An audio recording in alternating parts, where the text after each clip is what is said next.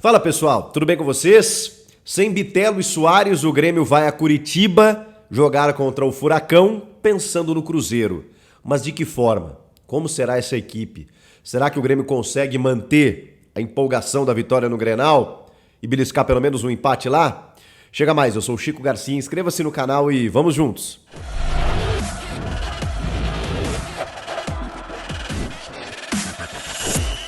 É um desafio tremendo esse do Grêmio, porque é óbvio que a prioridade está no meio da semana que vem, na quarta-feira, quando o Grêmio encara o Cruzeiro em Belo Horizonte, depois de ter empatado em 1-1 em Porto Alegre.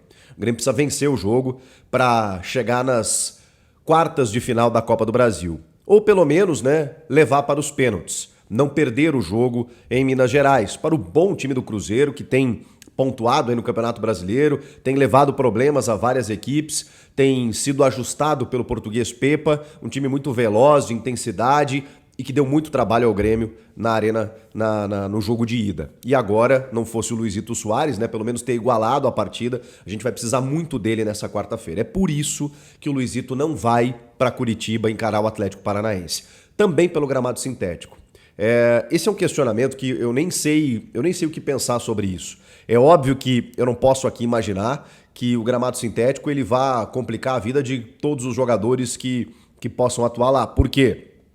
Senão, para o campeonato, Toda vez que o Grêmio for jogar contra o Botafogo, Atlético Paranaense ou Palmeiras, ele não vai conseguir levar os seus principais jogadores.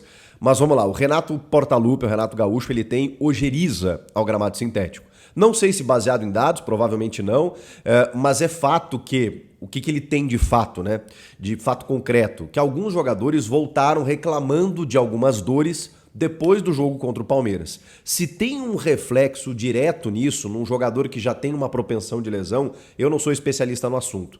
É fato que, antes do jogo contra o Palmeiras, o próprio Renato conversou com o Soares e tirou ele do jogo. O Soares queria jogar, mas por uma questão de desgaste, de sequência, ele resolveu tirar o uruguaio, que tem um problema de cartilagem no joelho.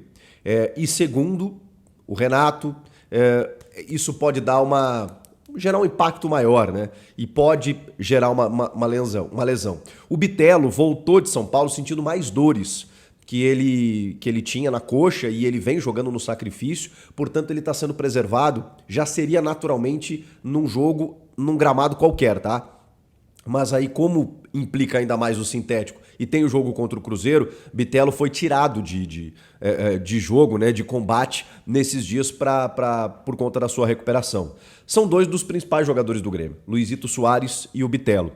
Um na armação do time, na condução das coisas no meio-campo ali, um jogador extremamente tático, intenso, veloz, que joga em várias posições, é meio que um coringa do time. E o Luizito, esse dispensa qualquer apresentação. Eu poderia dizer que sem os dois o Grêmio vai sem meio time para jogar contra o Furacão. Mas vamos lá, vou tentar aqui olhar o copo meio cheio e tentar imaginar que o Grêmio vai utilizar o Clássico Grenal, a forma como atuou, para, quem sabe, fazer frente ao Atlético Paranaense, que vem de 2 derrotas também, no Campeonato Brasileiro e na Libertadores. Mas é um time que na Arena da Baixada não perdeu ainda em 2023. Então, assim, é muito difícil ganhar do Atlético lá, não é pelo sintético, é porque o time está muito bem montado pelo Paulo Turra. Eu não sei qual vai ser o time que o Atlético Paranaense vai colocar em campo, mas eles também têm um confronto contra o Botafogo dificílimo, que inclusive meteu 2-0 na arrancada do jogo, na Arena da Baixada, nesse jogo de Copa do Brasil, e o Atlético virou para 3-2. O jogo agora é no Rio, também no gramado sintético. Então pode ser que o Paulo Turra preserve alguns jogadores, mas ele sabe que ele também não pode descuidar do Campeonato Brasileiro. Então deve ser um misto quente. E o Renato vai colocar, não descaracterizar totalmente, mas vai preservar bastante. Vamos lá, vamos tentar montar esse time que o Grêmio vai levar para Curitiba, e eu já tô vendo tremendas dificuldades aqui, porque a cabeça do Grêmio também tá no jogo contra o Cruzeiro. Então eu vou dizer para vocês aqui antes da bola rolar que o empate vai ser lucro. Se o Grêmio conseguir uma vitória, meu Deus, heróica, hercúlea, porque não é a tendência, falando bem sério. Então o Grêmio ele talvez estipule alguns jogos em que ele saiba que o resultado já vai ser difícil de conseguir e e ele estabeleça a sua prioridade. Acho ruim porque o Grêmio está no meio da tabela do Brasileiro, mas tem uma condição boa de chegar lá na ponta. Eu sei que tem muita coisa para acontecer ainda, mas uma vitória deixaria o Grêmio muito perto assim dos primeiros colocados. Só que eu também não posso desconsiderar que o jogo de quarta ele é o jogo do ano. Não só porque o Grêmio avança na outra única competição que tem além do Brasileiro, mas também pela questão financeira, né? Cada fase que o Grêmio passa, a Copa do Brasil ela desembolsa milhões e milhões e milhões, então é necessário jogar a vida contra o Cruzeiro e fazer o que for preciso. Vamos lá. O Adriel tem uma possibilidade de voltar para o gol, tá? Existem rumores aí de que isso pode acontecer. O Gabriel Grando talvez atue, né? E aí ele não coloque o Adriel, mas se o Grando não jogar, ele vai ficar muito tempo sem atuar para voltar a jogar uma decisão contra o Cruzeiro. Lembrando que o Grando é o novo titular do Renato. A menos que o Adriel, por exemplo, jogue contra o Atlético e feche o gol. Já pensou? Esse é o risco. Mas é um jogo fora de casa, é um jogo difícil e tal. Talvez o Renato resolva dar uma chance para o Adriel depois de todo aquele imbróglio. Existe essa possibilidade. Então já tem uma dúvida no gol. Mas eu acho que, enfim, jogando um ou jogando o outro, não vai ser nenhum tipo de problema. Tem uma dúvida tática, né? Será que nós teremos 3 zagueiros, que foi um esquema que deu certo contra o Inter no Grenal? Ou, por conta da dificuldade de zagueiros, ele vai ter que voltar para um sistema de uma linha de 4. Por que eu digo isso? Porque o Kahneman está suspenso, e de novo, para variar, e o Bruno Alves, ele saiu com um pisão, né? Ele saiu machucado no intervalo ainda do Grenal. Se o Bruno Alves tiver condição, ele pode fazer o sistema de 3 zagueiros com o Gustavo Martins, que está sendo muito elogiado internamente, jogador de 20 anos, ele joga em várias funções, ele pode fazer a lateral direita, ele pode fazer um zagueiro pela direita, ele pode jogar de volante, como já jogou, mas ele funciona muito bem de zagueiro, ele tem boa saída de bola. E aí ele pode jogar com o Gustavo Martins, o Bruno Alves e o Bruno Vini. Seriam os 3 abrindo Fábio e Reinaldo de alas. Eu acho que esse sistema deve ser utilizado pelo Renato. Se o Bruno Alves não tiver 100%, ele vai ter que botar o Gustavo Martins com o Bruno Vini, deixando o Bruno Alves no banco de reservas e aí linha de 4. Se ele abrir o Fábio e o Reinaldo, eu acho que é muito interessante, porque o Fábio também é um jogador que voltou recentemente de lesão. O João Pedro vai estar relacionado, e o João Pedro era titular até sair por lesão. Se o João Pedro for titular, por exemplo, contra o Cruzeiro, vai ser importante ele ganhar alguns minutos. Então, o João Pedro pode aparecer no decorrer da partida. Aí vamos para o meio-campo.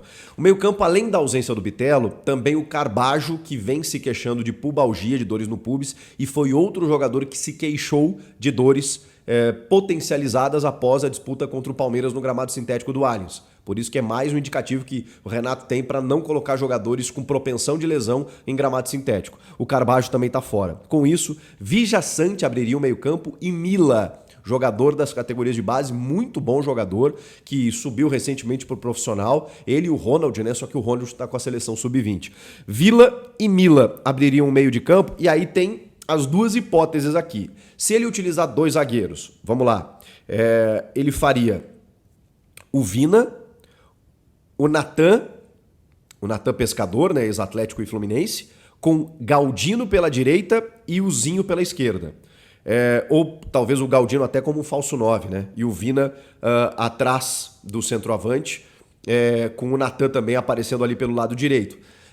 Esse pode ser o time com 4 numa linha de 4, né? Com Vilaçante, Mila, aí Vina, Zinho, Natan e Galdino. Ou o Vina como falso 9, porque ele treinou essa semana dessa maneira, ou o Galdino. Aí ele pode alternar. Se forem 3 zagueiros, aí a gente tem o Gustavo Martins, o Vini e o Bruno Alves, Fábio e Reinaldo nas alas, Vila, Mila da mesma forma, né, fortalecendo ali o setor. Aí ele vai com Zinho, Galdino e Vina de falso 9, deixando o Natan para segundo tempo. Eu acho que esse é o time, tá? Eu acho que essa é a maneira que o Renato vai encarar o Atlético em Curitiba, buscando, quem sabe, uma vitória por 1-0, já estava bom demais, ou pelo menos um empate, pontuar fora de casa, porque a prioridade é não estourar ninguém, é deixar todo mundo a pleno para o jogo de quarta contra o Cruzeiro. E aí, vocês acham que rola? Dá para beliscar um bom resultado? É um jogo dificílimo, hein? Mas vamos lá. Vamos lá, porque o Grêmio talvez se fortaleça nessas horas, né? Como muitas vezes já aconteceu. Comenta aqui, inscreva-se no canal e eu volto na próxima. Tchau!